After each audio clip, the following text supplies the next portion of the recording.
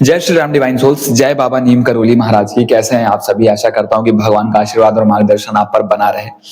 ये देखो, हम अपनी इस बॉडी में अगर हैं, आज कुछ भी कर रहे हैं, कुछ भी हमारे जीवन में हो रहा है, तो सब हम किसी न किसी कर्मों की वजह से यहाँ आए हैं। किसी न किसी प्रारब्ध की वजह से हमें ये बॉडी मिली है, वो परिवार मिला है, वो लोग मिले हैं, ठीक है। अब जिनके जीवन में अध्यात्म जुड़ जाता है, जिनके जीवन में आध्यात्मिक उन्नति होनी शुरू होती है, उनके जीवन में पुरानी चीजें टूटेंगी, पुराने पैटर्न्स टूटेंगे, पुराना करियर बिखरेगा, ठीक है। पुराना मेंटालिटी जो है आपका, पुराना माइंडसेट, वो सब टूटेगा। जो भी समाज की बनाई हुई धारणाएं हैं, जो भी हम कंडीशन बेस बढ़ते हुए आए हैं, वो सब चीजें टूट जाती हैं। और जब टूट रही होती है तब बहुत सारा जो है डिस्ट्रक्शन होता है लाइफ में। और उससे भी बड़ी चीज ये होती है कि उसमें जो हमारे कर्मा होते हैं, जो नेगेटिव कर्मा होते हैं, जो प्रारब्ध होते हैं, वो भी हमारे सामने आ जाता है। उसी के बेस पे हमारी आध्यात्मिक उन्नति होनी शुरू होती है। बट क्या ये एक्चुअल में आध्यात्मिक उन्नति सबके जीवन में होती है? बहुत सारे लोगों के जीवन में जो है ऐसी प्रॉब्लम्स आती हैं, बहुत सारे लोगों के जीवन में ऐसा टाइम आता है जिसमें बहुत डिस्ट्रक्शन फेज आता है, या लोग तभी भी धोखे मिलते हैं, बट भक्ति का चुनाव नहीं करते हैं, अध्यात्म की तरफ नहीं बढ़ते हैं।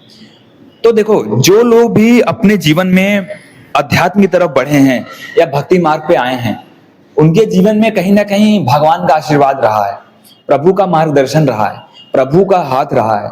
बिना भक्ति और बिना नाम जप के आप उस पाथ में आ ही नहीं सकते हो, ठीक है यार। मैं आपको अपने एग्जांपल से बताता हूं कि जब मेरे जीवन में ये सब चीजें हो रही हैं और बहुत सारी चीजें जब मेरे मन के मुताबिक नहीं होती है, तो मैं कभी कभी सोचता हूँ कि मैं भक्ति नहीं करूंगा, नाम जप नहीं करूंगा, मैं क्यों इस पाथ पे आया, ठीक है, क्यों मैंने ये सब चीजें चुनी। बट आपको ये चीज नहीं पता है कि आप खुद नहीं चुनते हो।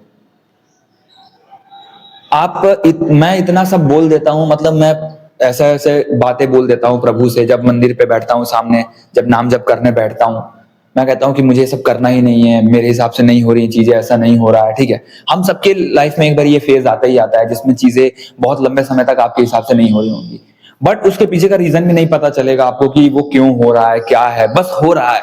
बस वो आपको एक विश्वास मांगेगा, अंदर से पेशेंस मांगेगा। हम पेशेंस खो देते हैं, बार बारी पेशेंस खोते हैं। एक बारी नहीं, 1000 बारी हम गिरते हैं, 1000 बारी गिरेंगे, उठेंगे, 1000 बारी हमारा पेशेंस डाउन होगा, ठीक है।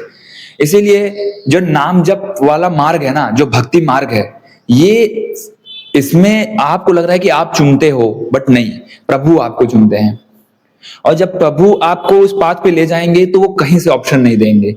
फिर आप चाहोगे भी ना कि मैं नाम जप ना करूं, भक्ति ना करूं, आप छोड़ भी दोगे, लेकिन भगवान आपको नहीं छोड़ते हैं, प्रभु आपको नहीं छोड़ते हैं। और इसका सबसे बड़ा साइन क्या है कि कैसे पता चलेगा कि आपको प्रभु ने नहीं छोड़ा है? कि आप कितना भी दूरी बनाने की कोशिश करोगे भगवान से, भक्ति से, नाम जप से, लेकिन फिर भी आपको अंत में करना पड़ेगा। अंत में भगवान का नाम लेकर ही सोओगे। हर काम की शुरुआत भगवान का नाम लेकर ही करोगे, भले ही कितने ही नाराज क्यों ना रहो भगवान से आप, भले ही कितने ही आप प्रभु से गुस्सा क्यों ना रहो, बट आप उनका नाम लिए बिना नहीं सोओगे, उनके नाम लिए बिना नहीं उठोगे। कहीं ना कहीं दिमाग में रहेगा। हम सोचते हैं, मतलब मेरी आदत है कि अब मैं नहीं करूंगा, लेकिन फिर भी दिमाग में चल रहा है, समझ रहे हो आप? तब इसका मतलब समझ लो कि कृपा हो गई है। अब बस उस कृपा में जो है हमारी यार सोची हुई चीज नहीं दिख रही है, इसलिए हमें लगता है कि कुछ नेगेटिव हो गया हमारे साथ, या कुछ बुरा हो गया है। बट ऐसा सच्चाई नहीं है। सच्चाई तो बहुत ऊपर है उसके, और हमारी सोच से भी कहीं बेहतर है सच्चाई। अभी आप जिस मोड़ पे हो और जिन चीजों को फेस कर रहे हो, जो सिचुएशन आपके जीवन में है, वो सब आपको बना रही है, आपको ताकत दे रही है आगे आने वाले समय के लिए। और ये वाला जब समय आता है तो सब कोई भक्ति मार्ग में या आध्यात्मिक उन्नति की ओर नहीं बढ़ता है। कुछ लोगों के जीवन में जब ये समय आता है तो अपने आप को नशे में डाल लेते हैं, ठीक है, मतलब तामसिकता में डाल के बर्बाद कर लेते हैं। कुछ लोग आता है उनके जीवन में समय, बट फिर उनके जीवन वापस से वैसे ही चलने लगता है, ठीक है। बट एक ऐसे लोग होते हैं जिनके जीवन में जब ये समय आता है तो वो अध्यात्म की तरफ बढ़ते हैं, वो भक्ति मार्ग अपनाते हैं, नाम जप मार्ग अपनाते हैं। वहां से जो उनके अंदर बदलाव होता है, वो सिर्फ चीजों को ही या उनकी मनोकामनाओं को ही नहीं पूर्ण करता है, बल्कि उनके अंदर ही बदलाव ला देता है। उनके अंदर इतनी सारी कमियां होती हैं, हमें लगता है कि हमारे अंदर सिर्फ काबिलियत कमाने की नहीं है, या कुछ पाने की नहीं है, नहीं। हमारे अंदर जो काबिलियत होती है ना, वो अंदर से भी खत्म हो गई होती है। हम अंदर से, हमारे अंदर विश्वास नाम की चीज नहीं होती, हमारे अंदर पेशेंस नहीं होता है, ठीक है। हम सोचते हैं कि बस हम एक सीधे लकीर के हिसाब से चल रहे हैं, वैसा चले, नहीं। बट जब भक्ति मार्ग में आओगे, जब प्रभु के मार्ग में आओगे, तो प्रभु आपको जब रास्ता दिखाते हैं, तो वो आपके अंदर की कमियों को सबसे पहले आपके सामने रखेंगे। आपके अंदर क्या कमी है? अगर आपके अंदर पेशेंस की कमी होगी, तो बार बार ही आपको पेशेंस रखना पड़ेगा अपने जीवन में। अगर आपके अंदर विश्वास की कमी होगी, तो बार बार ही आपको विश्वास वाला सिचुएशन दिया जाएगा जिसमें विश्वास रखना है। अगर आपके अंदर आलस्य होगा, तो आपके जीवन में ऐसा सिचुएशन आएगा जहां पे बार बार आपको आलस्य तोड़ने पे मजबूर किया जाएगा, ठीक है। अगर आपके अंदर ऐसा होगा कि कोई बात को आप सीधे तरीके से नहीं बोलते हो, सीधी तरीके से नहीं रखते हो, तो आपको ऐसा सिचुएशन दिया जाएगा जिसमें बात आप सीधी तरीके से रखना सीखो। बेसिकली आपका कम्युनिकेशन स्ट्रांग होने लगेगा, ठीक है। तो प्रभु बाहरी चीजों को लाने से पहले आपको अंदर से तैयार करते हैं। इसीलिए जब ये बॉडी मिली है हमें और हमारा कर्म है, उसमें एक कर्म ये भी होता है कि प्रभु का आशीर्वाद है हमारे ऊपर, प्रभु का मार्गदर्शन है कि हम गलत रास्ते पे नहीं जाते हैं। इतनी नेगेटिव सिचुएशन हो जाती है, उसके बावजूद भी गलत रास्ता नहीं पकड़ते हैं, ठीक है। बस उसमें हिम्मत बनाए रखना है, क्योंकि जब प्रभु के मार्ग पे होते हैं तो थोड़ा चीजें ज्यादा जो है सीरियस हो जाता है मामला अंदर से। ऐसा कह सकते हैं कि अंदर से चीजें ज्यादा टूटती हैं हमारे, हम अंदर से हिम्मत बार बार ही खोते हैं।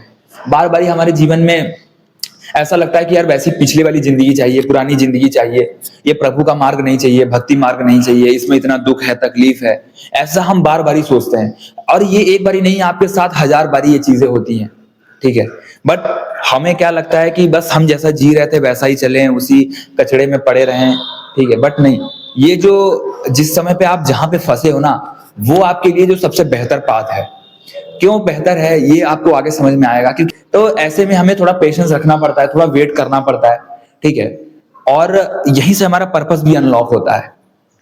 हमें ये नहीं पता चलता है जैसे कई बार कि यार ये अच्छी के लिए हुआ कि बुरे के लिए हुआ, किस लिए होता है, क्यों होता है, ऐसा हम बहुत क्वेश्चन रहता है।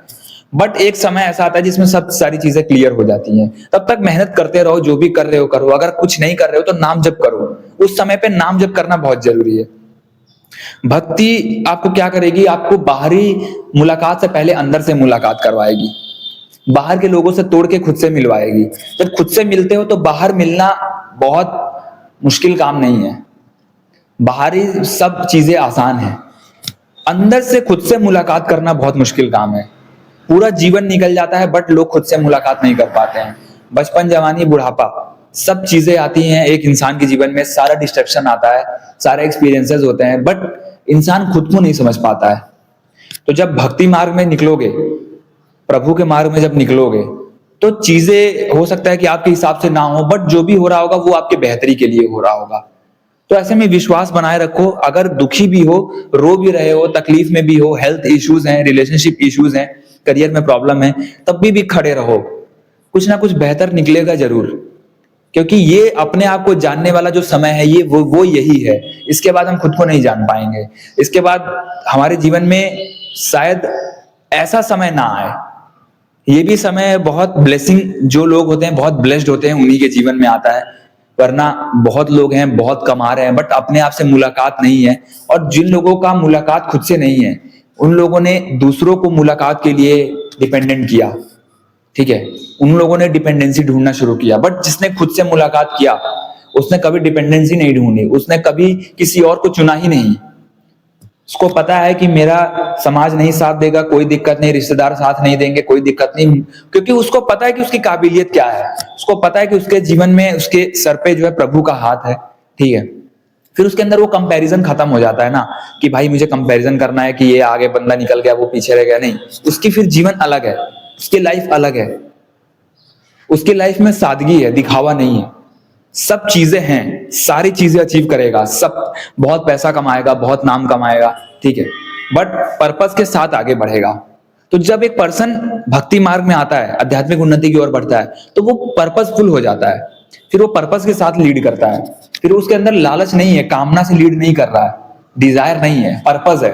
तो पर्पस से जब लीड करेगा तो सारी चीजें ऑटोमेटिक अलाइन होती चली जाएंगी, सारे विश उसके फुलफिलमेंट होते चले जाएंगे। जय श्री राम, जय बाबा नीम करोली महाराज की।